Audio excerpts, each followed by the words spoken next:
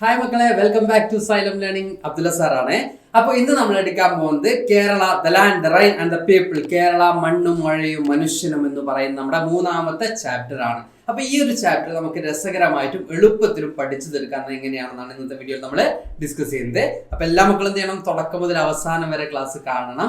ഈ ഒരു ചാപ്റ്ററിൽ വരാൻ പോകുന്ന എല്ലാ ഭാഗങ്ങളും, എക്സാമിനേഷന് വരാൻ പോകുന്ന എല്ലാ ഭാഗങ്ങളും നമ്മൾ എന്ത് ചെയ്യും, ഇന്നത്തെ വീഡിയോയിൽ കവർ ചെയ്യും. അപ്പൊ ഈ ഒരു ചാപ്റ്റർ മക്കൾക്ക് ഇഷ്ടപ്പെട്ട ഒരു ചാപ്റ്റർ ആണ് അല്ലെ. കേരളത്തിന്റെ വിവിധ എന്താ പറയാ തരം ഭൂപ്രകൃതിയെ കുറിച്ച് അല്ലെ, ഫിസിയോഗ്രഫിയെ കുറിച്ചൊക്കെ എന്ത് ചെയ്യുന്നുണ്ട്, ഈ ഒരു ചാപ്റ്ററിൽ ഡിസ്കസ് ചെയ്യുന്നുണ്ട്. അതുകൊണ്ട് തന്നെ കേരളത്തെ കുറിച്ച് ആയതുകൊണ്ട് തന്നെ മക്കൾക്ക് ഏറ്റവും ഇഷ്ടപ്പെട്ടു വരുന്ന ഒരു ചാപ്റ്ററും കൂടിയായിരിക്കും ഇത് സോഷ്യൽ സയൻസിലെ. അപ്പൊ ഈ ഒരു ചാപ്റ്റർ പഠിച്ച് കഴിഞ്ഞിട്ടുണ്ടാവും മക്കൾ. ഇപ്പൊ തന്നെ എക്സാമിനേഷന് വേണ്ടിച്ച് പഠനമൊക്കെ തുടങ്ങി, ഇതിന്റെ ലൈവ് സെഷനൊക്കെ കണ്ടതാണ്. അപ്പൊ അതിലൊക്കെ മക്കൾ എന്ത് ചെയ്തിട്ടുണ്ടാവും, കുറെ കാര്യങ്ങളൊക്കെ പഠിച്ച് തുടങ്ങിയിട്ടുണ്ടാവും, മേ ബി പഠിച്ച് കഴിഞ്ഞിട്ടുണ്ടാവും. അപ്പൊ എളുപ്പത്തിൽ, അതായത് പഠിച്ച് കഴിഞ്ഞിട്ടുണ്ടെങ്കിലും ഈ ഒരു വീഡിയോ കാണുന്നതിലൂടെ നിങ്ങൾക്ക് ഇത്ര എളുപ്പത്തിൽ കൂടി പഠിച്ചെടുക്കാമെന്ന് തിരിച്ചറിവുണ്ടാവും. ഈ ഒരു ചാപ്റ്റർ നിങ്ങളെ സഹായിക്കും. നോക്കാം നമുക്ക്. അപ്പോൾ ചാപ്റ്ററിന്റെ പേര് എന്താണ് മക്കളെ? കേരളത്തെ കുറിച്ചാണല്ലേ. കേരളം മണ്ണും മഴയും മനുഷ്യനും, Kerala the land the rain and the people എന്നുള്ളതാണ് നമ്മുടെ ചാപ്റ്റർ.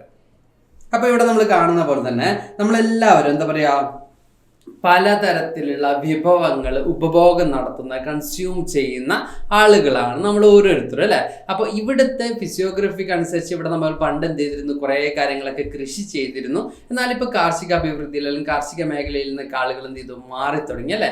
കാർഷിക മേഖലയിൽ അല്ലെങ്കിൽ അഗ്രികൾച്ചർ സെക്ടറിനെ ഡിപ്പെൻഡ് ചെയ്തിട്ടുള്ള ജീവിതമൊക്കെ ഇപ്പൊ മാറി തുടങ്ങിയിട്ടുണ്ട്. ഇപ്പൊ എല്ലാ കാര്യങ്ങളും നമ്മൾ എന്ത് ചെയ്യണം, മറ്റുള്ളവരെ ഡിപ്പെൻഡ് ചെയ്യുന്ന ഒരു സാഹചര്യമാണ് നമുക്ക് കാണാൻ പറ്റുന്നത്. ഇപ്പൊ ഓണക്കാലം അടുത്തു. അപ്പൊ നമുക്കറിയാവുന്ന ഒരു കാര്യമാണല്ലേ ഓണപ്പൂക്കളം ഇടാൻ, അല്ലെങ്കിൽ ഓണത്തിന് നമ്മൾ പൂക്കളം ഇടാം. പൂക്കളം നമ്മൾ ആരെയും ഡിപ്പെൻഡ് ചെയ്യുന്നത്, മറ്റ് എന്താ പറയുക സംസ്ഥാനക്കാരല്ല, നമ്മുടെ അന്യ സംസ്ഥാനക്കാരെയാണ് നമ്മൾ എന്ത് ചെയ്യുന്നത്, പൂക്കളം വാങ്ങാൻ വേണ്ടി നമ്മൾ ആശ്രയിക്കുന്നത്. അപ്പൊ ഈ ഒരു തരത്തിലേക്ക് നമ്മുടെ കാര്യങ്ങൾ എന്ത് ചെയ്തു, മാറി. അപ്പോൾ ഇവിടെ നമ്മൾ ആദ്യം തന്നെ ഡിസ്കസ് ചെയ്യാൻ പോകുന്നത് എന്തുകൊണ്ട് നമ്മൾ പലതും കൃഷി ചെയ്യുന്നില്ല, അതുപോലെ തന്നെ എന്തുകൊണ്ട് മറ്റുള്ളവരെ നമ്മൾ ആശ്രയിക്കേണ്ടി വരുന്നു, ഇങ്ങനെയുള്ള കുറെ കാര്യങ്ങളൊക്കെ നമുക്ക് എന്ത് ചെയ്യാറുണ്ട്, ചർച്ച ചെയ്തു പോകാനുണ്ട്. അപ്പൊ നമ്മുടെ മണ്ണിന്റെ പോരായ്മയാണോ, അല്ലെങ്കിൽ അവരുടെ മണ്ണിന്റെ എന്താ പറയാ മേന്മയാണോ, ഇങ്ങനെ കുറെ കാര്യങ്ങളൊക്കെ നമുക്ക് എന്ത് ചെയ്യാനുണ്ട്, നോക്കാനുണ്ട്. അപ്പൊ ഫസ്റ്റ് നമ്മൾ ഈ കാണുന്ന പോലെ തന്നെ പല വിഭവങ്ങൾക്കും, പച്ചക്കറികൾക്കാവട്ടെ എല്ലാത്തിനും നമ്മൾ എന്ത് ചെയ്യുന്നുണ്ട്, അന്യ സംസ്ഥാനക്കാരെയാണ് നമ്മൾ ആശ്രയിക്കുന്നത് അല്ലെ മക്കളെ. പല ക്രോപ്സും അല്ലെങ്കിൽ നമ്മൾ ഈ കാണുന്ന പല വിഭവങ്ങളും, പല പച്ചക്കറികളും പല വെജിറ്റബിൾസും ഇതുപോലെ അന്യ സംസ്ഥാനങ്ങളിൽ നിന്നാണ് ലോറിയിലും ഒക്കെ ആയിട്ട് എവിടെ എത്തുന്നത്, നമ്മുടെ നാട്ടിലേക്ക് എത്തുന്നത് അല്ലെ. അപ്പൊ എന്തുകൊണ്ടായിരിക്കും നമ്മളിങ്ങനെ മറ്റുള്ളവരെ ആശ്രയിക്കുന്നത്? അപ്പൊ ഇവിടെ പറയുന്നുണ്ട് തമിഴ്നാട്ടിൽ നിന്നൊക്കെയാണ് നമ്മൾ പൂക്കളൊക്കെ ആശ്രയിക്കുന്നത് എന്നൊക്കെ നിങ്ങൾക്ക് അറിയുന്നല്ലേ. നിങ്ങൾ ഓണപ്പൂക്കളം അല്ലെങ്കിൽ ഓണക്കാലം ആകുമ്പോൾ നിങ്ങൾ എന്ത് ചെയ്യും, നേരെ പൂക്കളം ഇടണമെങ്കിൽ ഇപ്പൊ സ്കൂളിൽ നിന്ന് പൂക്കളം മത്സരം വെക്കുകയാണെങ്കിൽ നിങ്ങൾ നേരെ എവിടേക്ക് പോകും, മാർക്കറ്റിലേക്ക് പോലെ. അവിടെ എന്തുണ്ടാവും, വളരെ ഓറഞ്ച് കളറും അല്ലെങ്കിൽ വെള്ള കളറും മഞ്ഞ കളറും അങ്ങനെ വ്യത്യസ്തമായിട്ടുള്ള പൂക്കൾ ഉണ്ടാവും. അപ്പോൾ അത് നിങ്ങൾക്ക് വാങ്ങണമെങ്കിൽ നിങ്ങൾക്ക് ആരെ ആശ്രയിക്കേണ്ടതുണ്ട്, അന്യ സംസ്ഥാനക്കാരെ ആശ്രയിക്കേണ്ടതുണ്ട്. പണ്ടങ്ങനെ ആവശ്യം ഉണ്ടായിരുന്നില്ല. പലതും നമ്മൾ തന്നെ എന്ത് ചെയ്തിരുന്നു, നമ്മൾ തന്നെ നട്ടു വളർത്തിയിരുന്നു. അതിൽ നിന്നൊക്കെ മാറ്റം വന്നു. അപ്പോൾ ഓണം കേരളത്തിലാണെങ്കിലും അതിന്റെ ആഘോഷങ്ങളും അതിന്റെ എന്താ പറയുക സമ്പാദ്യം അല്ലെങ്കിൽ അതിന്റെ വലിയ രീതിയിലുള്ള ബെനിഫിറ്റ് ആയിരിക്കണം. ഓണം വരാൻ മലയാളികളെക്കാളും കൂടുതൽ ആരാണ് ആഗ്രഹിക്കുന്നത്, ഈ അന്യ സംസ്ഥാനക്കാരാണ്. കാരണം എന്താണ്, അവരുടെ പല വിഭവങ്ങളും വിറ്റഴിക്കാനുള്ള ഒരു കാലഘട്ടം കൂടിയാണത്, അല്ലെങ്കിൽ ഒരു ഉത്സവം കൂടിയാണത് ഓണം എന്നുള്ളത് കൊണ്ട് തന്നെ.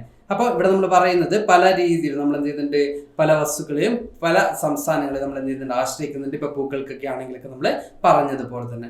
അപ്പൊ നമുക്ക് വേണ്ട പച്ചക്കറികള്, പലവ്യഞ്ജനങ്ങള്, പൂക്കൾ തുടങ്ങിയവയിൽ ഭൂരിഭാഗവും അന്യ സംസ്ഥാനങ്ങളിൽ നിന്ന് കൊണ്ടുവരേണ്ടി വരുന്നത് എന്തുകൊണ്ടായിരിക്കും എന്നുള്ളതാണ് നമുക്ക് ടെക്സ്റ്റിൽ ഫസ്റ്റ് തന്നെ തന്നിട്ടുള്ള ഒരു ചോദ്യം എന്ന് പറയുന്നത്. Why do we have to bring most of the vegetables, flowers and the cereals that we need from other states? നമ്മൾ എന്തുകൊണ്ടാണ് മറ്റുള്ളവരെ ആശ്രയിക്കുന്നത്? നമുക്ക് നോക്കാം എന്തുകൊണ്ടായിരിക്കും നമ്മൾ മറ്റുള്ളവരെ ആശ്രയിക്കുന്നത് നോക്കാം. ഒരു കാലത്ത് പട്ടണങ്ങളിലേക്ക് മാത്രമാണ് ഇത്തരത്തില് എന്താ പറയാ പുറത്തു നിന്നും പച്ചക്കറികളും അതുപോലെ തന്നെ പൂക്കളും ഒക്കെ എത്തിയിരുന്നത്. ഇന്ന് നമ്മുടെ നാട്ടുപുറങ്ങളിൽ എന്താണ്, ഇത് തന്നെയാണ് സ്ഥിതി. പണ്ടൊക്കെ ആണെങ്കിൽ ടൗണുകളിലാണെങ്കിൽ അവിടെ എന്തുണ്ടാവില്ല, സിറ്റികളിലൊക്കെ ആണെങ്കിൽ അവിടെ എന്തുണ്ടാവില്ല, അവിടെ ലാൻഡ് കുറവായിരിക്കും. അവിടെ വലിയ വലിയ ബിൽഡിങ്സും കാര്യങ്ങളൊക്കെ വരുമ്പോൾ, വലിയ വലിയ ഫ്ലാറ്റും കാര്യങ്ങളൊക്കെ വരുമ്പോൾ അവിടെ എന്ത് കുറവായിരിക്കും, ലാൻഡ് കുറവായിരിക്കും. അങ്ങനെ ലാൻഡ് കുറയുമ്പോൾ സ്വാഭാവികമായിട്ട് എന്ത് ചെയ്യേണ്ടി വരും, അവിടെ കൾട്ടിവേറ്റ് ചെയ്യാനൊന്നും പറ്റൂല, അവിടെ കൃഷി ചെയ്യാനൊന്നും പറ്റൂല, അവിടെ നട്ടു വളർത്താനൊന്നും പറ്റൂല. അപ്പൊ സ്വാഭാവികമായിട്ടും എന്ത് ചെയ്യും, മറ്റ് സംസ്ഥാനക്കാരൊക്കെ ആശ്രയിക്കാം. പക്ഷെ ഇപ്പൊ അതാണോ സ്ഥിതി? അല്ല, നാട്ടുപുറങ്ങളിലും എന്ത് തന്നെയാണ്, നമ്മുടെ വില്ലേജിലും ഒക്കെ എന്ത് തന്നെയാണ് സ്ഥിതി, ഇത് തന്നെയാണ് അവസ്ഥ. നമ്മൾ എന്ത് ചെയ്യുന്നുണ്ട്, മറ്റുള്ളവരെ ആശ്രയിക്കുന്നതിന് നമുക്ക് കാണാൻ പറ്റും. അപ്പോൾ ഒരു കൾട്ടിവേഷന് നമുക്ക് കൃഷി ചെയ്യാൻ ആവശ്യമായിട്ടുള്ള ഘടകങ്ങൾ ഏതൊക്കെയാണെന്നാണ് നമ്മൾ ആദ്യം നോക്കുന്നത്. What are the essential factors required for the cultivation? ഇതിനൊക്കെ എന്താ പറയുക, കൃഷിക്ക് ആവശ്യമായിട്ടുള്ള സോയിൽ എന്താണ്, അല്ലെങ്കിൽ എന്തൊക്കെ ഫാക്ടേഴ്സ് ആണ്, എന്തൊക്കെ ഘടകങ്ങളാണെന്നുള്ളതാണ് നമ്മൾ നോക്കുന്നത്. ഫെർട്ടൈൽ സോയിൽ വേണം, അതുപോലെ തന്നെ ഫേവറബിൾ ക്ലൈമറ്റ് വേണം, അതുപോലെ തന്നെ അവൈലബിലിറ്റി ഓഫ് വാട്ടർ വേണം, മാൻ പവർ വേണം അല്ലെ. വളക്കൂറുള്ള മണ്ണ് വേണം, അനുയോജ്യമായിട്ടുള്ള കാലാവസ്ഥ. നമ്മൾ കൃഷി ചെയ്യുമ്പോൾ കാലാവസ്ഥ ഏറ്റവും ഇമ്പോർട്ടൻ്റ് ആണ്, മക്കൾക്കറിയാം. മണ്ണും ഏറ്റവും ഇമ്പോർട്ടൻ്റ് ആണ് അല്ലേ. പല വസ്തുക്കളും നമുക്കറിയാം ഇവിടെ കൾട്ടിവേറ്റ് ചെയ്താൽ എന്ത് ചെയ്യാതെ അതിന് എന്തുണ്ടാവില്ല, വലിയ രീതിയിൽ ഉപയോഗിക്കാൻ പറ്റാത്ത പല വസ്തുക്കളുണ്ട്, അല്ലെങ്കിൽ വളരാത്ത പല വസ്തുക്കളുണ്ടെന്നുള്ളത് മക്കൾക്ക് തന്നെ അറിയാം. അപ്പോൾ മണ്ണ് ഏറ്റവും ഇമ്പോർട്ടൻ്റ് ആണ്, വളക്കൂറുള്ള മണ്ണ്. അതുപോലെ തന്നെ അനുയോജ്യമായിട്ടുള്ള കാലാവസ്ഥ, ജലലഭ്യത. മക്കളൊക്കെ തന്നെ വീട്ടിൽ ചെടിയൊക്കെ നട്ട് വളർത്തുമ്പോൾ തന്നെ എന്ത് ചെയ്യാറുണ്ട്, കൃത്യസമയത്ത് വെള്ളം ഒഴിക്കാറില്ലേ. അപ്പോൾ എന്തൊരു സസ്യത്തിനാണെങ്കിലും എന്തൊരു എന്താ പറയുക കൃഷിക്കാണെങ്കിലും എന്ത് വേണം, ജലം വേണം അല്ലെ, വാട്ടർ അവൈലബിലിറ്റി വേണം അല്ലെ. പിന്നെയോ മനുഷ്യ അധ്വാനമാണ് അല്ലെ, എന്താ പറയുക മാൻ പവർ. ഇതൊക്കെയാണ് what are the factors that essential എന്താ പറയുക what are the essential factors required for there cultivation, അല്ലെങ്കിൽ ഫോർ ദ കൾട്ടിവേഷൻ എന്നൊരു ചോദ്യം വരാണെങ്കിൽ എന്തൊക്കെയാണ് കൃഷിക്ക് അനുയോജ്യമായിട്ടുള്ള ഘടകങ്ങൾ എന്നൊരു ചോദ്യം വരാണെങ്കിൽ, കൃഷി ചെയ്യാൻ ആവശ്യമായിട്ടുള്ള ഘടകങ്ങൾ എന്തൊക്കെയാണെന്ന് ചോദ്യം വരാണെങ്കിൽ ഇത്രയാണ് മക്കളെ ആൻസർ പറയുന്നത്. ഈ 4 പോയിന്റ്സ് ആണ് നിങ്ങളുടെ ആൻസർ ആയിട്ട് കൊടുക്കേണ്ടത്. ഇത്രയും എന്താ പറയുക അവിഭാജ്യമായിട്ടുള്ള ഘടകങ്ങൾ എന്തിനുമാണ് കൃഷിക്ക് ആവശ്യമായിട്ട് നമുക്ക് കാണാൻ പറ്റും. അപ്പോൾ എന്തൊക്കെയാണ് നമ്മൾ പറഞ്ഞ പോലെ എന്തുകൊണ്ടാണ് ഇത് പലതും കൃഷി ചെയ്യാതിരിക്കുന്നത് പറഞ്ഞു. നാട്ടുപുറങ്ങളിലൊക്കെ ചെയ്തിട്ടുണ്ടായിരുന്നു, പക്ഷെ ടൗണിലൊന്നും ആദ്യം ചെയ്തിരുന്നില്ല എന്നൊക്കെ പറഞ്ഞു. അപ്പൊ ഇത്രയും ഘടകങ്ങളാണ് കൃഷിക്ക് ആവശ്യമായിട്ട് വരുന്നത്. ഇതിലിപ്പോൾ നമ്മൾ ഏറ്റവും കുറഞ്ഞു വരുന്ന ഒരു ഘടകം എന്ന് പറയുന്നത് നമുക്കറിയാം മാൻ പവർ, അല്ലെങ്കിൽ നമ്മളുടെ മനുഷ്യ അധ്വാനം എന്ത് ചെയ്യുന്നുണ്ട്, മനുഷ്യർ കാർഷിക മേഖലയിൽ നിന്ന് എന്ത് ചെയ്യുന്നുണ്ട്, വിട്ടുപോകുന്നതായിട്ട് നമുക്ക് കാണാൻ പറ്റും. അതുകൊണ്ട് തന്നെ കൃഷി എന്ന് പറയുന്ന ഒരു എന്താ പറയുക പഴയതായിട്ടുള്ള നമ്മുടെ ഓക്യുപ്പേഷൻ, അല്ലെങ്കിൽ നമ്മുടെ പാരമ്പര്യമായിട്ട് നമ്മൾ പിന്തുടർന്ന് പോന്നിരുന്ന ആ ഒരു തൊഴിൽ നമ്മൾ എന്ത് ചെയ്യുന്നുണ്ട്, മാറി നിൽക്കുന്നതായിട്ട് നമുക്ക് കാണാൻ പറ്റും. ഇനി comparison with our neighbouring state, നമുക്ക് അയൽനാടുമായിട്ടൊരു താരതമ്യം നടത്താണ് ചെയ്യുന്നത്. എങ്ങനെയാണ് താരതമ്യം നോക്കുക. Tamil Nadu is one of the lead supplier of vegetables, flowers and groceries to Kerala. Should we compare the agriculture situation in Kerala and Tamil Nadu. നമുക്കറിയാൻ പറ്റും തമിഴ്നാടാണ് എന്ത് ചെയ്യുന്നത്, പച്ചക്കറികളാണെങ്കിലും പൂക്കളാണെങ്കിലും പല വ്യഞ്ജനങ്ങളാണെങ്കിലും ഒക്കെ കേരളത്തിലേക്ക് എന്താ പറയുക ഇങ്ങോട്ടേക്ക് ഇമ്പോർട്ട് ചെയ്യുന്നതിൽ ഏറ്റവും പ്രധാനമായിട്ട് മുമ്പിൽ നിൽക്കുന്ന ഒരു സംസ്ഥാനം എന്ന് പറയുന്നത്. അപ്പോൾ നമ്മൾ ചോദിക്കാറ് എന്താണ് ഇവിടുത്തെ എന്താ പറയുക കേരളത്തിന്റെയും തമിഴ്നാടിന്റെയും മണ്ണിനുള്ള മാറ്റങ്ങൾ എന്തൊക്കെയാണ്, അല്ലെങ്കിൽ അവിടെയുള്ള എന്താ പറയുക പ്രധാനപ്പെട്ട മണ്ണിനങ്ങൾ ഏതൊക്കെയാണ്, ജലലഭ്യത ഏതൊക്കെയാണെന്നുള്ളത് നമുക്കൊന്ന് ജസ്റ്റ് ഒന്ന് നോക്കാം. അപ്പോൾ ഇവിടെ നമുക്ക് കാണാൻ പറ്റും കേരളം തമിഴ്നാട് നമുക്ക് രണ്ട് എന്ത് ചെയ്തിട്ടുണ്ട്, മാപ്പ് തന്നിട്ടുണ്ട് അല്ലേ. അതിൽ കേരളത്തിന്റെ മണ്ണ് നമ്മൾ പറയുകയാണെങ്കിൽ എന്തൊക്കെ മണ്ണുണ്ട്, പ്രധാന മണ്ണിനങ്ങൾ എന്ന് പറയുന്നത് എക്കൽ മണ്ണുണ്ട്, ലാറ്ററൈറ്റ് മണ്ണുണ്ട്, അതുപോലെ തന്നെ വനമണ്ണുണ്ട്, അതുപോലെ തന്നെ ചെമ്മണ്ണുണ്ട്. തമിഴ്നാട്ടിലോ ചെമ്മണ്ണുണ്ട്, കറുത്ത മണ്ണുണ്ട്, ലാറ്ററൈറ്റ് മണ്ണുണ്ട്, തീരദേശ മണ്ണുണ്ട് അല്ലേ. ഇങ്ങനെ ഡിഫറെന്റ് ആയിട്ട് സോയിൽ എന്തുണ്ട്, ചെറിയ ഡൈവേഴ്സിറ്റി നമുക്ക് അല്ലെങ്കിൽ വേരിയേഷൻ നമുക്ക് എവിടെ കാണാൻ പറ്റും, തമിഴ്നാട്ടിലും കേരളത്തിലും കാണാൻ പറ്റും. ഇനി വാർഷിക മഴയുടെ ലഭ്യതയിലാണെങ്കിലോ മാറ്റങ്ങളുണ്ട് കേട്ടോ. ഇവിടെ നമ്മൾ പറയുന്നുണ്ട് കേരളത്തിലാണെങ്കിൽ വാർഷിക മഴ 300 സെന്റിമീറ്റർ ആണ്, തമിഴ്നാട്ടിലാണെങ്കിൽ 95.9 സെന്റിമീറ്റർ ആണ്. കേരളത്തിൽ 44 റിവേഴ്സ് നദികളുണ്ട്, തമിഴ്നാട്ടിലാണെങ്കിൽ 14 നദികളാണുള്ളത്. മഴ ലഭിക്കുന്നതിനാൽ പലയിടങ്ങളിലും ജലസേചന സൗകര്യങ്ങൾ ആവശ്യമില്ല കേരളത്തിൽ. അറ്റ് ദ സെയിം ടൈം മഴ കുറവായതിനാൽ ജലസേചന സൗകര്യം എന്ത് ചെയ്യുന്നുണ്ട്, വ്യാപകമായിട്ട് ഏർപ്പെടുത്തേണ്ടി വരുന്നുണ്ട്. അല്ലെങ്കിൽ ഇറിഗേഷൻ ഫെസിലിറ്റീസ് എവിടെ പ്രൊവൈഡ് ചെയ്യണം, തമിഴ്നാട്ടിൽ വേണം. കേരളത്തിന് അതിന്റെ ആവശ്യമില്ല, മഴ നല്ലവണ്ണം ലഭിക്കുന്നതുകൊണ്ട് തന്നെ പല സ്ഥലങ്ങളിലും എന്ത് ചെയ്യേണ്ട ആവശ്യമില്ല, ഇറിഗേഷൻ ഫെസിലിറ്റീസ് ഒന്നും ആവശ്യമില്ല. നമുക്ക് എന്ത് അവൈലബിൾ ആണ്, നമുക്ക് ആവശ്യമുള്ള വാട്ടർ ഇവിടെ അവൈലബിൾ ആണ്. അതുപോലെ തന്നെ സോയിലിന്റെ കേസ് എടുക്കുകയാണെങ്കിൽ നല്ല എന്താ പറയുക വളക്കൂറുള്ള മണ്ണൊക്കെ എവിടെ ഉണ്ട്, കേരളത്തിലും ഉണ്ട്. പക്ഷെ നമ്മൾ ഡിപ്പെൻഡ് ചെയ്യുന്നത് എന്താണ്, ഏകദേശം നമ്മളോട് പറഞ്ഞത് കേരളത്തിലും തമിഴ്നാട്ടിലും ഏകദേശം ഒരു തരത്തിലുള്ള മണ്ണിനങ്ങളാണുള്ളത്. അതുപോലെ തന്നെ കൃഷിക്ക് അനുയോജ്യമായ ഏറ്റവും കൂടുതൽ എന്താ പറയുക ഏറ്റവും അനുയോജ്യമായിട്ടുള്ള എക്കൽ മണ്ണുള്ളത് എവിടെയാണ്, കേരളത്തിലാണ്. അതേസമയം തന്നെ മഴയുടെ ലഭ്യതയുടെ കാര്യത്തിലാണെങ്കിലും കേരളം തന്നെയാണ് മുമ്പിൽ. പക്ഷെ നമുക്ക് എന്താ പറ്റും, എന്നിട്ടും കേരളം എന്ത് ചെയ്യുന്നുണ്ട്, കാർഷിക മേഖലയിൽ നിന്നും പിന്നിട്ട് നിൽക്കുന്നതായിട്ട് നമുക്ക് കാണാൻ പറ്റും. അപ്പോൾ കേരളമാണ് തമിഴ്നാടിനെ കമ്പയർ ചെയ്യുമ്പോൾ കാർഷിക എന്താ പറയുക അല്ലെങ്കിൽ കൃഷിക്ക് അനുയോജ്യമായിട്ടുള്ള അഗ്രികൾച്ചർ സെക്ടറിന് അല്ലെങ്കിൽ നമ്മൾ പറയുന്ന എന്താ പറയുക നമ്മൾ ഈ പറയുന്ന കൃഷി ചെയ്യാൻ അനുയോജ്യമായിട്ടുള്ള മണ്ണാണെങ്കിലും മഴയാണെങ്കിലും ഒക്കെ കുറച്ചും കൂടി മുമ്പിൽ നിൽക്കുന്ന എന്താണ്, നമ്മുടെ കേരളമാണ്. പക്ഷെ നമ്മൾ തന്നെ ആരെ ആശ്രയിക്കുന്നുണ്ട്, തമിഴ്നാടിനെയും അല്ലെങ്കിൽ മറ്റ് പല അന്യ സംസ്ഥാനങ്ങളെയും ആശ്രയിക്കുന്നതായിട്ട് നമുക്ക് കാണാൻ പറ്റും. അപ്പൊ നമ്മൾ അതിനുള്ള കാരണം എന്ന് പറയുന്നത് ഒരു കാലത്ത് നമ്മൾ ഇത് എന്ത് ചെയ്തിട്ടുണ്ട്, മാക്സിമം യൂട്ടിലൈസ് ചെയ്തിട്ടുണ്ട് അല്ലെ. പഴയ കാലത്താണെങ്കിൽ നമ്മുടെ നാട്ടിൽ എന്ത് ചെയ്തിട്ടുണ്ട്, ധാരാളം കൃഷിയൊക്കെ ചെയ്തിരുന്നു. പക്ഷെ ഇപ്പൊ നമ്മുടെ ജീവിത രീതിയിലൊക്കെ എന്ത് വന്നു, മാറ്റങ്ങൾ വന്നു. അതിൽ ആ മാറ്റങ്ങളൊക്കെ എന്തിന് കാരണമായിട്ടുണ്ട്, കൃഷി ഇന്നും കേരളം മാറി നിൽക്കുന്നതിന് കാരണമായിട്ടുണ്ട്. അതായത് നമ്മൾ വൈറ്റ് കോളർ ജോബ് പോലെയുള്ള അല്ലെങ്കിൽ നമുക്ക് കൃഷി എന്താ പറയുക കർഷകരായി തുടരാൻ ആഗ്രഹമില്ലാത്തതൊക്കെ എന്തിന് കാരണമായിട്ടുണ്ട്, ഈ ഒരു മാറ്റത്തിന് കാരണമായതായിട്ട് നമുക്ക് കാണാൻ പറ്റും. എന്നിവിടെ നമ്മൾ പറയുന്നത് പഴയ കാലത്താണെങ്കിൽ കേരളം എന്ത് ചെയ്തിട്ടുണ്ട്, Kerala and Tamil Nadu have almost the same soil types. These are പറഞ്ഞതാണ്. But alluvial soil which is ideal for agriculture exists in Kerala. കേരളവും തമിഴ്നാടും ഒരേപോലെയുള്ള സോയിൽ ടൈപ്പാണ്. പക്ഷേ എക്കൽ മണ്ണ് അല്ലെങ്കിൽ അലുവിയൽ സോയിൽ എവിടെയാണ് കാണുന്നത്, കേരളത്തിലാണ് കുറച്ച് അധികം കാണുന്നത്. In the amount of rainfall received as well, Kerala is far ahead of Tamil Nadu. റെയിൻഫാളിന്റെ കാര്യത്തിലാണെങ്കിലും കേരളം തന്നെയാണ് തമിഴ്നാടിനേക്കാളും മുമ്പിൽ നിൽക്കുന്നത് നമുക്ക് കാണാൻ പറ്റും.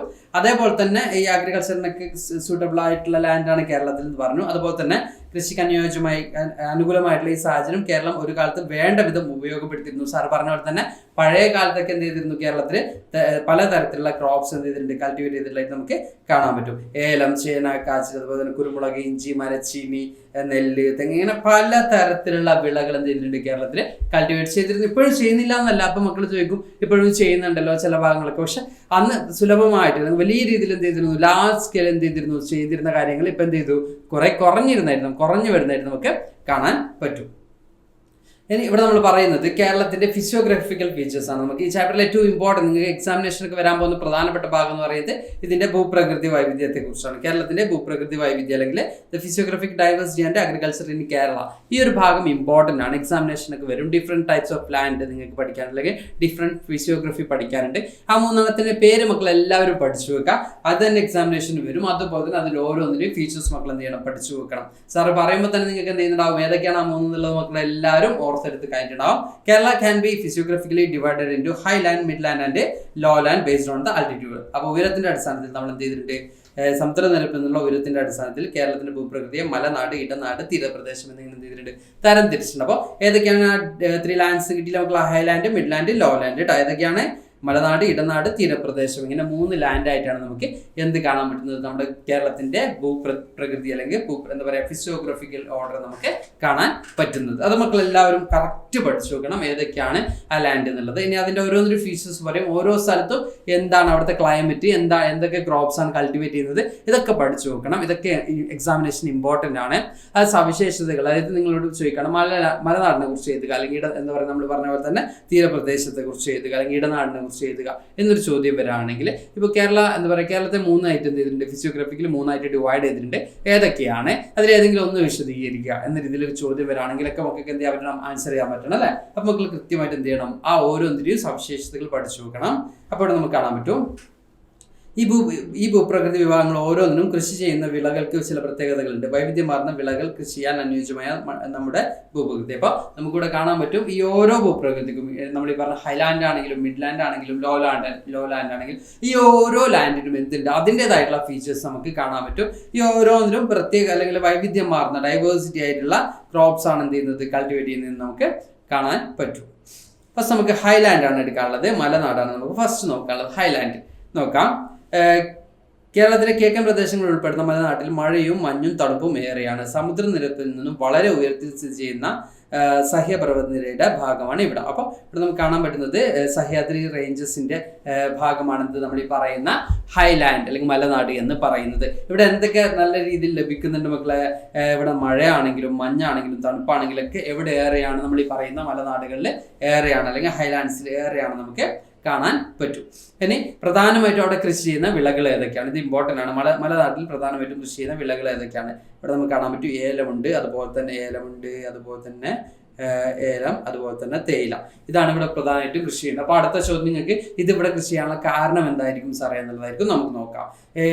വിളകളുടെ വളർച്ചയ്ക്ക് ആവശ്യമായിട്ടുള്ള ഭൂമിശാസ്ത്ര ഘടകങ്ങൾ ഇവിടെ നമ്മൾ പറയുന്നുണ്ട്. ഇത്തരം വിളകൾ കൃഷി ചെയ്യാൻ അനുയോജ്യമായിട്ടുള്ള എന്താ പറയുക കാലാവസ്ഥയാണെങ്കിലും അതുപോലെ തന്നെ അതിനനുയോജ്യമായിട്ടുള്ള മണ്ണൊക്കെയാണ് അവിടെ ഉള്ളത്, മലനാട്ടിലുള്ളത്. അതിന് താപനില 30 ഡിഗ്രി സെൽഷ്യസിന് താഴെ ധാരാളമായി ലഭിക്കുന്ന മഴ, നീർവാഴ്ചയുള്ള മണ്ണ്, ഇത്തിരിമാണ് എന്തിന്റെ ആവശ്യം, ഇത്തരത്തിലുള്ള ക്രോപ്സ് കൾട്ടിവേറ്റ് ചെയ്യാൻ ആവശ്യം. അത് എവിടെ അവൈലബിൾ ആണ്, നമ്മൾ ഈ പറയുന്ന ഹൈലാൻഡ്സിൽ അവൈലബിൾ ആണ്. അപ്പോൾ temperature below 30 degree Celsius, then abundant rainfall, well drained soil. ഇത് മൂന്നുമാണ് എന്തിനാവശ്യമായിട്ടുള്ളത്, നമ്മൾ ഈ പറയുന്ന ക്രോപ്സ് കൾട്ടിവേറ്റ് ചെയ്യാൻ ആവശ്യം. ഇത് എവിടെ അവൈലബിൾ ആണ്, ഹൈലാൻഡ്സിൽ അല്ലെങ്കിൽ മലനാടുകളിൽ അവൈലബിൾ ആണ്. നമുക്ക് എന്ത് ചെയ്യാൻ പറ്റും മക്കളെ, കാണാൻ പറ്റും. ഇനി നമ്മളിവിടെ നോക്കുകയാണെങ്കിൽ ഏലം, കുരുമുളക്, മഞ്ഞൾ തുടങ്ങിയ സുഗന്ധവിളകൾക്ക്, തേയില, കാപ്പി തുടങ്ങിയവയ്ക്കും അനുയോജ്യമായ കാലാവസ്ഥയാണ് ഇവിടെ ഉള്ളത്. അപ്പോൾ ഇത്തരം ക്രോപ്സും ഏലമാണെങ്കിലും കുരുമുളകാണെങ്കിലും മഞ്ഞളാണെങ്കിലും തേയിലയാണെങ്കിലും കാപ്പി ആണെങ്കിലും ഒക്കെ എവിടെ കൃഷി ചെയ്യുന്നുണ്ട്, ഇത്തരം മേഖലകളിൽ കൃഷി ചെയ്യുന്നതായിട്ട് നമുക്ക് കാണാൻ പറ്റും. ഈ ഭൂപ്രകൃതി വിഭാഗത്തിൽ നിന്നും ലഭിച്ച സുഗന്ധവിളകളുടെ പെരുമയാണ് കേരളത്തിലേക്ക് പല വിദേശികളെയും ആകർഷിച്ചിട്ടുള്ള എന്താണ്, ഇവിടുന്ന് ലഭിച്ചിട്ടുള്ള ഈ പറയുന്ന ഈ ഭൂപ്രകൃതിയിൽ ലഭിച്ചിട്ടുള്ള ആ ഒരു വെൽത്താണ്, അല്ലെങ്കിൽ ഇവിടെ നിന്നുണ്ടായിട്ടുള്ള ആ ക്രോപ്സ് ഒക്കെയാണ് പല ആളുകളെയും, നമുക്കറിയില്ല പല വിദേശികളും യൂറോപ്യൻസ് ഒക്കെ എവിടെ ആധിപത്യം സ്ഥാപിച്ചിട്ടുണ്ട്, ഇന്ത്യയിൽ ആധിപത്യം സ്ഥാപിച്ചിട്ടുണ്ട്, കേരളത്തിൽ ആധിപത്യം സ്ഥാപിച്ചിട്ടുണ്ട് അല്ലേ. അപ്പോൾ അത് ഇടയാക്കിയതും ഇവിടെ നിന്ന് ലഭിച്ചിട്ടുള്ള സ്പൈസസ് ഒക്കെയാണ്. അപ്പോൾ അത് നെഗറ്റീവ് ആണെന്ന് നമുക്ക് പറയാൻ പറ്റില്ല. കാരണം കേരളം എന്ന് പറയുന്നത് ലോക ശ്രദ്ധ പിടിച്ചു പറ്റാനും എന്ത് കാരണമായിട്ടുണ്ട്, ഹൈലാൻഡ്സ് കാരണമായിട്ടുണ്ട് മക്കളെ. ഇനി നമുക്കിവിടെ കാണാൻ പറ്റുന്നത് ഇടനാടിനെ കുറിച്ചാണ്. ഇത് അധിക വായനയാണ് മക്കളെ. അധിക വായന പഠിക്കേണ്ടെന്ന് സാർ പറയില്ല, at the same time just ഒന്ന് വായിച്ചു നോക്കാം കേട്ടോ. ഓക്കെ, ഇനി നമുക്ക് എടുക്കാനുള്ളത് മിഡ്ലാൻഡ് അല്ലെങ്കിൽ ഇടനാടുകൾ എന്താണെന്നുള്ളതാണ്. അപ്പോൾ തീരപ്രദേശത്തിനും മലനാടിനും ഇടയിലാണ് ഇടനാട് എന്ന് പറയുന്നത്. നമ്മൾ നിങ്ങളുടെ ടെക്സ്റ്റിൽ തന്നിട്ടുണ്ടല്ലോ സാൻഡ്വിച്ച് പോലെ രണ്ടിനും ഇടയിൽ എന്തിനൊക്കെയാണ് നമ്മൾ പറഞ്ഞ ഹൈലാൻഡിനും ലോലാൻഡിനും ഇടയിലുള്ള പ്രദേശമാണ് എന്ത് ഇടനാട്, അല്ലെങ്കിൽ നമ്മൾ പറയുന്ന എന്താ പറയുക മിഡ്ലാൻഡ് എന്നതുകൊണ്ട് ഉദ്ദേശിക്കുന്നത്. കേരളത്തിൽ ഏറ്റവും അധികം വിള വൈവിധ്യമുള്ള പ്രദേശമാണ്. കേരളത്തിൽ ഏറ്റവും കൂടുതൽ ഡൈവേഴ്സിറ്റി ഉള്ളത്, ക്രോപ്സ് ഡൈവേഴ്സിറ്റി ഉള്ളത് എവിടെയാണ്? ഈ ഒരു പ്രദേശത്താണ്. ഇവിടെ നമ്മൾ പറയുന്നത് കിഴങ്ങ് വർഗ്ഗങ്ങളാണെങ്കിലും സിറൽസ് ആണെങ്കിലും വെജിറ്റബിൾസ് ആണെങ്കിലും ഒക്കെ എവിടെ കൾട്ടിവേറ്റ് ചെയ്യുന്നുണ്ട്? ഈ ഒരു റീജിയനിൽ കൾട്ടിവേറ്റ് ചെയ്യുന്നുണ്ട്. അപ്പോൾ ഇടനാടിൽ അല്ലെങ്കിൽ മിഡ്ലാൻഡിലെ പ്രധാനപ്പെട്ട ക്രോപ്സ് ഏതൊക്കെയാണെന്ന് മക്കളോട് ചോദിക്കുകയാണെങ്കിൽ മക്കൾ ഇതൊക്കെ ആൻസർ ചെയ്യണം. മിഡ്ലാൻഡിലെ ക്രോപ്സ് കറക്റ്റ് ആയിരിക്കണം, ഹൈലാൻഡിലെ ക്രോപ്സ് കറക്റ്റ് ആയിരിക്കണം, ലോലാൻഡിൽ അവിടെ പറയുന്ന ക്രോപ്സ് മാത്രമേ അവിടെ മക്കൾ കൊടുക്കാൻ പറ്റുള്ളൂ കേട്ടോ. ഇനി ഇവിടുത്തെ പ്രത്യേകത എന്താണെന്ന് നോക്കാം. ഇവിടുത്തെ എന്താ പറയുക ഫിസിയോഗ്രഫിക്കൽ ഫീച്ചേഴ്സും ക്ലൈമറ്റും നോക്കാം. ധാരാളമായി ലഭിക്കുന്ന മഴ ഈ മേഖലയിലെ ചെറുകുന്നിൻ പ്രദേശങ്ങളിൽ ലാറ്ററൈറ്റ് മണ്ണിന്റെയും നദീതടങ്ങളിലെ എക്കൽ മണ്ണിന്റെയും സാമാന്യം കനത്ത ആവരണം തുടങ്ങിയ അനുകൂല ഭൂമിശാസ്ത്ര ഘടകങ്ങളാണ് ഈ നാടിന്റെ വിള വൈവിധ്യത്തിന് കാരണം. അപ്പോൾ ഇവിടെ നമുക്ക് ധാരാളമായിട്ട് എന്ത് ലഭിക്കുന്നുണ്ട്? മഴ ലഭിക്കുന്നുണ്ട്. ഇത് മണ്ണിൽ വരുന്ന മാറ്റങ്ങളൊക്കെയാണ് എന്തിന് കാരണമാവുന്നത്? ഇവിടെ ഡിഫറെന്റ് ആയിട്ടുള്ള ക്രോപ്സ് കൾട്ടിവേറ്റ് ചെയ്യുന്നതെന്ന് പറയാനുള്ള കാരണം കേട്ടോ. അപ്പോൾ എക്കൽ മണ്ണിന്റെയും അതുപോലെ തന്നെ എല്ലാത്തിൻ്റെയും സ്വാധീനം എവിടെ ഉണ്ട്? ഈ ഒരു നാട്ടിൽ നമുക്ക് കാണാൻ പറ്റുമെങ്കിൽ ഇടനാടിൽ നമുക്ക് കാണാൻ പറ്റും. കേരളത്തിലെ പ്രധാന വാണിജ്യ വിളയായ റബ്ബർ കൃഷി ചെയ്യുന്നതിൽ ഏറ്റവും അനുയോജ്യമാണ് ഇവിടെ തന്നെയാണ്. അപ്പോൾ റബ്ബർ എവിടെയാണ് കൃഷി ചെയ്യുന്നത്? റബ്ബർ കൃഷി ചെയ്യാൻ ഏറ്റവും അനുയോജ്യമായിട്ടുള്ള ലാൻഡ് എവിടെയാണെന്ന് ചോദിക്കുമ്പോൾ മക്കൾ എന്ത് പറയണം? അതിന് ആൻസർ എന്ത് തന്നെയാണ്? ഇടനാടാണ് കേട്ടോ. അതിന് ആൻസർ മിഡ്ലാൻഡ് ആണെന്ന് നമുക്ക് കൃത്യമായിട്ട് ആൻസർ ചെയ്യാൻ പറ്റണം. ഓക്കെ, 20ാം നൂറ്റാണ്ടിന്റെ തുടക്കത്തിലാണ് ഈ മേഖലയിൽ റബ്ബർ വ്യാപകമായി കൃഷി ചെയ്യാൻ തുടങ്ങിയത്. അതുവരെ മരച്ചീനി, അതുപോലെ തന്നെ കാച്ചിൽ, അതുപോലെ തന്നെ ചേന തുടങ്ങിയ കിഴങ്ങ് വർഗ്ഗങ്ങളും പച്ചക്കറികളും വ്യാപകമായി കൃഷി ചെയ്തിരുന്നു. അപ്പോൾ 20ാം നൂറ്റാണ്ടിന്റെ തുടക്കത്തിൽ ഈ ഒരു നാട്ടിൽ അല്ലെങ്കിൽ ഇടനാട്ടിൽ എന്ത് വ്യാപകമായി കൃഷി ചെയ്യാൻ തുടങ്ങി? റബ്ബർ കൃഷി ചെയ്യാൻ തുടങ്ങി. അതിനു മുമ്പ് എന്തൊക്കെയായിരുന്നു പ്രധാനമായിട്ടും കൃഷി ചെയ്തിരുന്നത്? നമ്മൾ പറഞ്ഞ മരച്ചീനിയും കാച്ചിലും ചേനയൊക്കെ ആയിരുന്നു അതിനു മുമ്പ് പ്രധാനമായിട്ടും കൃഷി ചെയ്തിരുന്നത് നമുക്ക് കാണാൻ പറ്റും. അപ്പോൾ അതിന് പച്ചക്കറികളും ചെറിയ കൃഷിയിടങ്ങളിൽ പോലും ഇന്ന് റബ്ബർ കൃഷിക്കായി ഉപയോഗപ്പെടുത്തുന്നു. ഒരിക്കൽ നട്ട് വിളവെടുപ്പ് തുടങ്ങിയാൽ ഏറെക്കാലം വിളവ് ലഭിക്കും എന്നത് റബ്ബറിന്റെ മേന്മയാണ്. അപ്പോൾ ഒരിക്കൽ നട്ട് വിളവ് എടുത്തു കഴിഞ്ഞാൽ പിന്നെ കുറേ കാലം അതിന്റെ വിളവ് ലഭിക്കും. കുറേ കാലം എന്ത് ചെയ്യുക? അതിന് പ്രോഫിറ്റ് ഏൺ ചെയ്യുക, അതിന് വരുമാനം നേടിയെടുക്കാം എന്നുള്ളതാണ് എന്തിന്റെ പ്രത്യേകത? റബ്ബറിന്റെ പ്രത്യേകത എന്ന് പറയുന്നത്. അപ്പോൾ റബ്ബറിന്റെ പ്രത്യേകത എന്താണെന്ന് ചോദിക്കുകയാണെങ്കിൽ ഇത്രയും മക്കൾ ഇത് എഴുതിയാൽ മതി. അതിനല്ല, അതിന് മുമ്പത്തെ ഭാഗമാണ് ചോദിക്കുന്നതെങ്കിൽ ഇത്രയാണ്. 20ാം നൂറ്റാണ്ട് തുടക്കത്തിലാണ് ഈ മേഖലയിൽ എന്ത് വ്യാപകമായിട്ടുള്ളത്? ഇടനാട്ടിൽ റബ്ബർ കൃഷി വ്യാപകമായിട്ടുള്ളത് നമുക്ക് എന്ത് ചെയ്യുക? എഴുതി വെക്കട്ടോ. ഇനി നമുക്ക് ലോ ലാൻഡ് ആണ് നമുക്ക് എടുക്കാനുള്ളത്. അപ്പോൾ ലോ ലാൻഡ് നമുക്ക് കാണാൻ പറ്റും. സമുദ്രനിരപ്പിൽ നിന്നും അധികം ഉയരമില്ലാത്ത പ്രദേശമാണ് തീരപ്രദേശം. നിങ്ങൾക്ക് അറിയുന്നല്ലേ? അപ്പോൾ സീ ലെവലിൽ അത്ര എന്തില്ല, എന്താ പറയുക, ആൾട്ടിറ്റ്യൂഡ് കൂടിയ പ്രദേശമല്ല എന്ത് ലോ ലാൻഡ് എന്ന് പറയുന്നത് നമുക്ക് കാണാൻ പറ്റും. താഴ്ന്നിടങ്ങളിലെ എക്കൽ മണ്ണിന്റെ നിക്ഷേപം നെൽകൃഷിക്കും തീരപ്രദേശങ്ങളിലെ ഉപ്പുരസമുള്ള എക്കൽ മണ്ണ് തെങ്ങ് കൃഷിക്കും അനുയോജ്യമാണ്. അപ്പോൾ ഇവിടെ നമ്മൾ പ്രധാനമായിട്ടും കൃഷി ചെയ്യുന്ന വിളകൾ ഏതൊക്കെയാണ് നമുക്ക് നോക്കുകയാണെങ്കിൽ നെൽകൃഷിയുണ്ട്, അതുപോലെ തന്നെ എന്ത് കാണാൻ പറ്റും? തെങ്ങുണ്ട് അല്ലേ? അപ്പോൾ എന്തുകൊണ്ടാണ് നെൽകൃഷി നോക്കുകയാണെങ്കിൽ എക്കൽ മണ്ണിന്റെ നിക്ഷേപം പറയാൻ പറ്റും. അതുപോലെ തന്നെ ഉപ്പുരസമുള്ള എക്കൽ മണ്ണ് തെങ്ങിന്റെയും വളർച്ചയ്ക്ക് കോക്കനറ്റിന്റെ ഒക്കെ വളർച്ചയ്ക്ക് എന്ത് ചെയ്യുന്നുണ്ട്? നമുക്ക് കാരണമായിട്ട് കാണാൻ പറ്റും. കോക്കനട്ട് ട്രീസ് ഉണ്ട്. അതുപോലെ തന്നെ നമുക്ക് കാണാൻ പറ്റും എന്താണ്? അലുവൽ സാലൈൻ അലുവൽ സോയിലാണ് ഈ കോക്കനട്ട് കൾട്ടിവേഷന്റെ കാരണമായിട്ട് നമ്മൾ പറയുന്നത്. അതുപോലെ തന്നെ പാഡി നമ്മൾ പറയുന്നുണ്ട്, നെൽകൃഷിയും നമ്മൾ പറയുന്നുണ്ട്. ഇനി വിളകൾ സമൃദ്ധമായി കൃഷി ചെയ്തിരുന്ന തീരപ്രദേശ മേഖലകൾ കാലക്രമേണ ജനവാസ കേന്ദ്രങ്ങളായി മാറാൻ തുടങ്ങി. ഇവിടെ കൂടുതൽ എന്താണ് കൃഷി ചെയ്തിരുന്നത്? പിന്നീട് എന്തായി മാറാൻ തുടങ്ങി? ജനവാസ കേന്ദ്രങ്ങളായിട്ട് ആളുകളൊക്കെ താമസിക്കുന്ന ഏരിയാസ് ആയിട്ട് എന്ത് ചെയ്യാൻ തുടങ്ങി? മാറാൻ തുടങ്ങി. ഇത് കൃഷിഭൂമിയുടെ അളവിൽ കാര്യമായ കുറവുണ്ടാക്കി. നമ്മൾ നേരത്തെ പറഞ്ഞ ചില കാര്യങ്ങൾ ഇതിലേക്ക് കണക്ട് ചെയ്തു കേട്ടോ. എന്തുകൊണ്ടാണ് കൃഷി കുറഞ്ഞതെന്ന് പറയുമ്പോൾ ഇത്തരം കാര്യങ്ങളൊക്കെ അതിന് കാരണമായിട്ടുണ്ട്. ജനങ്ങൾ എന്ത് ചെയ്തിട്ടുണ്ട്? കുടിയേറി താമസിക്കുന്നു, അല്ലെങ്കിൽ ജനസംഖ്യാ വലുപ്പം അല്ലെങ്കിൽ ജനസംഖ്യയിൽ ഉണ്ടായിട്ടുള്ള വളർച്ചയ്ക്ക് കാരണമായിട്ടുണ്ട്. അപ്പോൾ ഇത് കൃഷിഭൂമിയുടെ അളവിൽ കാര്യമായ കുറവുണ്ടാക്കി. വിത്ത്, വളം തുടങ്ങിയവയിലെ വില വർധനവ് കൃഷി ആദായകരമല്ലാതാക്കി. ഇതുമൂലം കർഷകർ മറ്റു തൊഴിലുകളിലേക്ക് മാറാൻ നിർബന്ധിതരായപ്പോൾ ഈ പ്രദേശങ്ങളിലൊക്കെ താമസിച്ചിരുന്ന ആളുകൾ അല്ലെങ്കിൽ ഇവിടെയൊക്കെ ജനവാസം കൂടുതലായതിന്റെ ഭാഗമായിട്ട് അവിടെ കൃഷിക്ക് അനുയോജ്യമായിട്ടുള്ള ലാൻഡ് കുറഞ്ഞു. അത് കൂടാതെ വിത്തിന്റെയും വളത്തിന്റെ ഒക്കെ വില കൂടിയതൊക്കെ എന്തിന് കാരണമായിട്ടുണ്ട്? ആളുകൾക്ക് കൃഷി ചെയ്തിട്ട് ലാഭം കുറവാണ്. അപ്പോൾ ആളുകൾ എന്തിനും തയ്യാറാവുന്നില്ല, കൃഷി ചെയ്യാൻ തയ്യാറാവാത്തൊരു അവസ്ഥയിലേക്ക് കാര്യങ്ങൾ മാറി എന്നാണ് നമ്മൾ പറയുന്നത്. അതുവരെ നമ്മൾ കൃഷിക്ക് വലിയ പ്രാധാന്യം കൊടുത്തിരുന്ന ഒരു ലാൻഡാണ് ഇത് നമ്മുടെ കേരളം അല്ലെ? നമ്മൾ തുടക്കത്തിൽ പറഞ്ഞല്ലോ. പക്ഷെ അതിന് മാറ്റം വന്നു. അതായത് കൃഷിക്ക് അനുയോജ്യമായിട്ടുള്ള കാലാവസ്ഥ ഉണ്ട്, അതുപോലെ തന്നെ മണ്ണുണ്ട്. അറ്റ് ദ സെയിം ടൈം എന്ത് ചെയ്യുന്നുണ്ട്? നമ്മൾ നേരത്തെ പറഞ്ഞ മാൻ പവർ അതിന് വേണ്ടി എന്ത് ചെയ്തില്ല? മാക്സിമം യൂട്ടിലൈസ് ചെയ്യുന്നില്ല. അതിനുള്ള കാരണം അതിന് പ്രോഫിറ്റ് കുറവാണ്. അതുകൊണ്ട് തന്നെ നമ്മളെല്ലാവരും എന്താ നോക്കുന്നത്? കൂടുതൽ ലാഭം നോക്കുമല്ലോ. പക്ഷെ അതേസമയം തന്നെ നമ്മൾ എന്ത് ചെയ്യുന്നുണ്ട്? ആശ്രയിക്കേണ്ട ഒരു സാഹചര്യത്തിലേക്ക് കാര്യങ്ങളെ മാറുന്നുണ്ട് നമുക്ക് കാണാൻ പറ്റും. ഇനി ഈ ഒരു ചാപ്റ്ററിൽ നിന്ന് വരുന്ന ഒരു ചോദ്യം എന്ന് പറയുന്നത് കഴിഞ്ഞ വർഷം എക്സാമിനേഷൻ വന്നാണ്, കൃഷിയുമായിട്ട് ബന്ധപ്പെട്ട പഴഞ്ചൊല്ലുകൾ, കേരളത്തിലെ കാർഷിക മേഖലയുമായിട്ട് ബന്ധപ്പെട്ട പഴഞ്ചൊല്ലുകൾ എന്ന രീതിയിൽ എന്ത് വരാം, നിങ്ങളോട് ക്വസ്റ്റ്യൻ വരാം, അല്ലെങ്കിൽ നിങ്ങളുടെ നാട്ടിലുള്ള ചില പഴഞ്ചൊല്ലുകളെ കുറിച്ച് ചോദ്യം വരാം, അല്ലെങ്കിൽ ഒരു പഴഞ്ചൊല്ല് തന്നിട്ട് ഇതിന് സമാനമായിട്ടുള്ള പഴഞ്ചൊല്ല് എന്നുള്ള രീതിയിലൊക്കെ ക്വസ്റ്റ്യൻ വരാം. അപ്പോൾ മക്കൾ കൃഷിയുമായിട്ട് ബന്ധപ്പെട്ട കുറച്ച് പഴഞ്ചൊല്ലുകളൊക്കെ മക്കൾ എന്ത് ചെയ്യണം, പഠിച്ചു നോക്കണം കേട്ടോ. അപ്പോൾ ഇവിടെ നമുക്ക് കുംഭത്തിൽ മഴ പെയ്താൽ കുപ്പയിലും മാണിക്യം, അതുപോലെ എന്താ പറയുക, കുംഭത്തിൽ നട്ടാൽ കുടത്തോളം ചേന, മീനത്തിൽ നട്ടാലോ മീൻ കണ്ണിനോളം എന്നൊക്കെ പറഞ്ഞിട്ട് കുറേ ചെയ്യുന്നുണ്ട് പഴഞ്ചൊല്ലുകളൊക്കെ നമുക്ക് കാണുന്നുണ്ടല്ലേ. അപ്പോൾ കൃഷിയും കാലാവസ്ഥ നമ്മുടെ സംസ്കാരത്തിനൊക്കെ എടുത്തു കാണിക്കുന്ന തരത്തിലുള്ള പഴഞ്ചൊല്ലുകളാണ് നമ്മളിവിടെ കാണുന്നത്. അപ്പോൾ കാർഷിക മേഖലയ്ക്ക് കേരളത്തിന് പ്രാധാന്യം കൊടുത്തിരുന്നു എന്നുള്ളത് നമുക്ക് എന്ത് ചെയ്യാൻ പറ്റും, ഈ പഴഞ്ചൊല്ലിനൊക്കെ നമുക്ക് മനസ്സിലാക്കാൻ പറ്റും. അതുപോലെ തന്നെ മാറുന്ന ഭൂവിനിയോഗം, മാറുന്ന ജീവിതക്രമം എന്നുള്ളത് നിങ്ങൾക്ക് ഈ ഒരു ചാപ്റ്ററിൽ ഈ ഒരു ബോക്സും നിങ്ങൾക്ക് അത്ര ഇമ്പോർട്ടൻ്റ് ആയിട്ട് വരില്ല. അറ്റ് ദ സെയിം ടൈം മാറുന്ന ജീവിതക്രമത്തിലൂടെ നമുക്ക് ഉണ്ടാകുന്ന പ്രശ്നങ്ങൾ എന്തൊക്കെയാണ്, അതുപോലെ തന്നെ എങ്ങനെയാണ് നമുക്ക് അതിനെ സർവൈവ് ചെയ്യുക, ഇത്തരം കാര്യങ്ങൾ നമുക്ക് ഈ ഒരു ചാപ്റ്ററിൽ പഠിക്കാനുണ്ടാവും. പാടത്തും പറമ്പിലൊക്കെ അധ്വാനിച്ചവരായിട്ട് നമ്മുടെ പഴയ തലമുറ നൂതന തൊഴിൽ മേഖലകൾ വന്നതോടെ പുതിയ തലമുറയ്ക്ക് കൃഷിയോടുള്ള താല്പര്യം കുറഞ്ഞു. അപ്പോൾ കൃഷിയോടുള്ള താല്പര്യം കുറഞ്ഞപ്പോൾ നമ്മുടെ എന്ത് പോയി, അധ്വാനം പോയി, അല്ലെങ്കിൽ കായിക അധ്വാനം കുറഞ്ഞു. അതിന്റെ ഭാഗമായിട്ട് പല അസുഖങ്ങൾ നമുക്ക് വരുന്നുണ്ട്.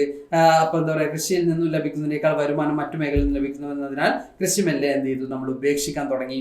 അപ്പോൾ പൊതുവെ കായിക അധ്വാനം കൂടുതൽ വേണ്ട കാർഷിക പ്രവർത്തനങ്ങളിൽ നിന്ന് മലയാളി പതുക്കെ പിന്മാറാൻ തുടങ്ങി. ഇത് ജീവിത രീതിയിലും ആരോഗ്യ സുരക്ഷയിലും അനവധി മാറ്റങ്ങൾക്ക് ഇടയാക്കി നമുക്ക് കാണാൻ പറ്റും. ആളുകളുടെ ജീവിത രീതിയിൽ മാറ്റങ്ങൾ ഉണ്ടായിട്ടുണ്ടാവും, അതുപോലെ തന്നെ ആരോഗ്യ സുരക്ഷയിലൊക്കെ എന്ത് വന്നിട്ടുണ്ട്, വലിയ മാറ്റങ്ങൾ വന്നായിട്ട് നമുക്ക് കാണാൻ പറ്റും.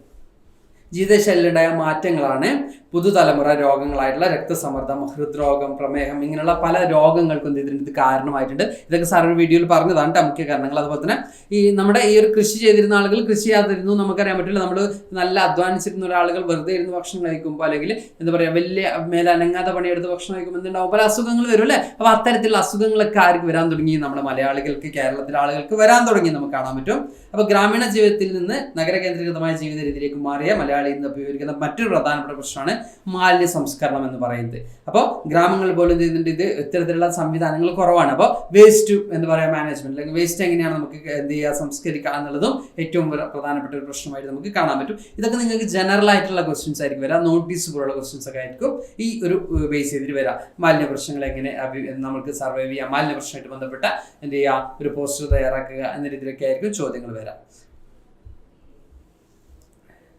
ഓക്കെ, അപ്പോൾ പിന്നീട് നമുക്ക് എന്ത് ചെയ്യാൻ പറ്റുന്നുണ്ട്, ഇപ്പോൾ എന്താ പറയുക, വീട്ടിലെ മാലിന്യങ്ങൾ ആകി ഉണ്ടായ സമയത്ത് മണ്ണിര കമ്പോസ്റ്റ് തയ്യാറാക്കാം. ഇതിന് അടുത്തുള്ള കൃഷി വേണമെന്ന് അന്വേഷിച്ചറിയാം. ഇതിന് പ്രതിവിധി, അതായത് മാലിന്യ സംസ്കരണമായിട്ട് ബന്ധപ്പെട്ട് നമുക്കുള്ള ചില പ്രതിവിധികളാണ് തന്നിട്ടുള്ളത്. ഇത് നമുക്കറിയാൻ പറ്റും. വേസ്റ്റ് മാനേജ്മെന്റുമായിട്ട് ബന്ധപ്പെടുത്തി കമ്പോസ്റ്റ് പോലുള്ള കാര്യങ്ങൾ ഉണ്ടാക്കുക. അതുപോലെ തന്നെ ബയോഗ്യാസ് നിർമ്മിക്കാം. ഇതൊക്കെ നിങ്ങൾക്ക് സ്കൂളിൽ ടീച്ചർ പറഞ്ഞു തന്നിട്ടുണ്ടാവും അല്ലേ.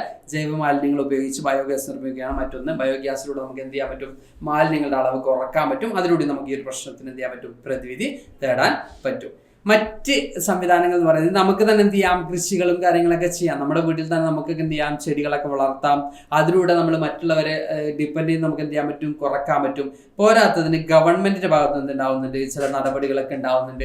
പല സ്ഥാപനങ്ങളിലൂടെയൊക്കെ ഗവൺമെന്റ് എന്തിനെ പ്രോത്സാഹിപ്പിക്കുന്നുണ്ട്, കൃഷിയൊക്കെ പ്രോത്സാഹിപ്പിക്കുന്നതായിട്ട് നമുക്ക് കാണാൻ പറ്റും. അപ്പോൾ അതിനുവേണ്ടി, അതായത് നമ്മളിവിടെ പറയുന്നത് government has designed various programmes and schemes to reclaim Kerala's agriculture heritage vegetables and fruit promotion council. അതുപോലെ തന്നെ ഇതുപോലുള്ള കൗൺസിൽസ് ത്രൂ എന്ത് ചെയ്യുന്നുണ്ട്, നമ്മൾ പറഞ്ഞ പോലെ തന്നെ VFPCK പോലുള്ള കൗൺസിൽസ് ത്രൂ എന്ത് ചെയ്യുന്നുണ്ട്. അതുപോലെ തന്നെ കുടുംബശ്രീ ആണെങ്കിലും, അതുപോലെ തന്നെ നമ്മുടെ എന്താ പറയുക, കാർഷിക വകുപ്പാണെങ്കിലൊക്കെ എന്തിനെ പ്രോത്സാഹിപ്പിക്കുന്നുണ്ട്, ഇത്തരത്തിലുള്ള വീട്ടിലൊക്കെയുള്ള കൃഷി രീതികളൊക്കെ, അല്ലെങ്കിൽ നമ്മുടെ ടെറസിലും അടുക്കള തോട്ടങ്ങളൊക്കെ ഉള്ള കൃഷി രീതികളൊക്കെ എന്ത് ചെയ്യുന്നുണ്ട്, പ്രോത്സാഹിപ്പിക്കുന്നതായിട്ട് നമുക്ക് കാണാൻ പറ്റും. അപ്പോൾ ഇത് നമ്മൾ ഈ പറഞ്ഞ പോലെ തന്നെ ഈ മിഷനൊക്കെ, അതായത് നമ്മൾ പറഞ്ഞ state horticulture mission function with the aim of promoting the cultivation of different varieties of fruits, vegetables, spice crops, mushroom and medicinal plants. Promotion of is also an aim of this mission. അപ്പോൾ നമ്മളോട് പറയുന്നത് ഇതുപോലുള്ള horticulture പോലുള്ള മിഷനിലൂടെ നമ്മൾ എന്ത് ചെയ്യുന്നുണ്ട്, കാർഷിക മേഖലയുടെ പുരോഗതി വലിയ രീതിയിൽ പ്രോത്സാഹിപ്പിക്കുന്നതായിട്ട് നമുക്ക് കാണാൻ പറ്റും. അതുകൂടാതെ അഗ്രികൾച്ചർ ഡിപ്പാർട്ട്മെന്റും കുടുംബശ്രീ മിഷനും ഒക്കെ എന്ത് ചെയ്യുന്നുണ്ട്, ഇതിനുവേണ്ടി ഇങ്ങനെ കാർഷിക മേഖലയെ പ്രോത്സാഹിപ്പിക്കാൻ വേണ്ടി നമ്മുടെ നാട്ടിൽ നമുക്ക് കാണാൻ പറ്റും. അപ്പോൾ ഇത്രയാണ് ഈ ഒരു ചാപ്റ്റർ നമുക്ക് പഠിക്കാനുള്ളത്. അപ്പോൾ ഈ മിഷന്റെ ഒക്കെ പേര് പഠിക്കുക. ഇത് കഴിഞ്ഞ വർഷം എക്സാമിനേഷൻ വന്നൊരു ചോദ്യമാണ്. ഏതൊക്കെയായിരുന്നു കാർഷിക മേഖലയുടെ പുരോഗതിക്ക് വേണ്ടി ഗവൺമെന്റ് നടപ്പിലാക്കിയിട്ടുള്ള നടപടികൾ? അപ്പോൾ നിങ്ങൾക്ക് ഇതാം അഗ്രികൾച്ചർ ഡിപ്പാർട്ട്മെന്റ്, കുടുംബശ്രീ, അതുപോലെ തന്നെ എന്ത് ചെയ്യാം, ഹോർട്ടിക്കൾച്ചർ മിഷൻ എഴുതാം. അതുപോലെ തന്നെ ഈ ഒരു ഭാഗത്ത് നിന്ന് മറ്റൊരു ചോദ്യമായിരുന്നു സാർ നേരത്തെ പറഞ്ഞ പഴഞ്ചൊല്ല് എന്നുള്ളത്. അതും കൃത്യമായിട്ട് മക്കൾ പഠിച്ചു നോക്കുക. അതുപോലെ തന്നെ ഏതൊക്കെയാണ് 3 ലാൻഡ്, അതിലേതെങ്കിലും ഒന്ന് എക്സ്പ്ലെയിൻ ചെയ്യുക, അല്ലെങ്കിൽ ഒന്ന് നിങ്ങൾക്ക് എന്ത് ചെയ്യും സ്പെസിഫൈ ചെയ്യും, ഇടലാൻഡ് അല്ലെങ്കിൽ നമ്മൾ ഈ പറഞ്ഞ മിഡ് ലാൻഡ് അല്ലെങ്കിൽ ലോ ലാൻഡ് അല്ലെങ്കിൽ തീരപ്രദേശം അല്ലെങ്കിൽ ഹൈലാൻഡ്, അത് തന്നിട്ട് അത് എക്സ്പ്ലെയിൻ ചെയ്യാൻ പറയാം. ഇങ്ങനെയൊക്കെ ഈ ഒരു ചാപ്റ്ററിൽ എന്ത് വരാം, ചോദ്യങ്ങൾ വരാം. അതുപോലെ തന്നെ പോസ്റ്റ് പോൾ എന്ത് ചെയ്യുക, നിങ്ങൾ തന്നെ എങ്ങനെയാണ് ഇതിനൊക്കെ പ്രതിവിധി, ഇതിനൊക്കെ എങ്ങനെയാണ് സർവൈവ് ചെയ്യുക, നിങ്ങളുടേതായിട്ടുള്ള ഓൺ വേർഡ്സിൽ എന്ത് ചെയ്യുക, കാര്യങ്ങൾ അപ്ലൈ ചെയ്യുക. അപ്പോൾ മക്കൾ നല്ല വൃത്തിയിൽ എന്ത് ചെയ്യണം, ഈ ഒരു ചാപ്റ്റർ വായിച്ചു നോക്കണം. അപ്പോൾ തന്നെ പ്രധാനമായിട്ടും പഠിക്കാനുള്ള 3 ലാൻഡ്, അതുപോലെ തന്നെ പഴഞ്ചൊല്ലി കാര്യങ്ങളൊക്കെയാണ് നമുക്ക് എന്ത് ചെയ്യണം, മനസ്സിലാക്കി വെക്കണം. അതുപോലെ തന്നെ ഈ 3 മിഷൻ, ഗവൺമെന്റിന്റെ പദ്ധതികൾ ഏതൊക്കെയാണ്, ഇതൊക്കെയാണ് നമുക്ക് പ്രധാനമായിട്ട് ഈ ഒരു ചാപ്റ്ററിന് പഠിക്കാനുള്ളത്. അപ്പോൾ പഠിച്ചെടുക്കുക. ഓണത്തിന്റെ എക്സാമിനേഷൻ മക്കൾ കംപ്ലീറ്റ് മാർക്ക് സ്കോർ ചെയ്യുക. അപ്പോൾ നന്നായിട്ട് എന്ത് ചെയ്യാൻ പറ്റണം, നിങ്ങൾക്ക് ക്ലാസ്സിലൊക്കെ നല്ല ബെസ്റ്റ് ആയിട്ട് തുടരാൻ പറ്റട്ടെ. അപ്പോൾ സാറ് തൽക്കാലം ക്ലാസ് വൈൻഡപ്പ് ചെയ്യാണ്. Thanks to all.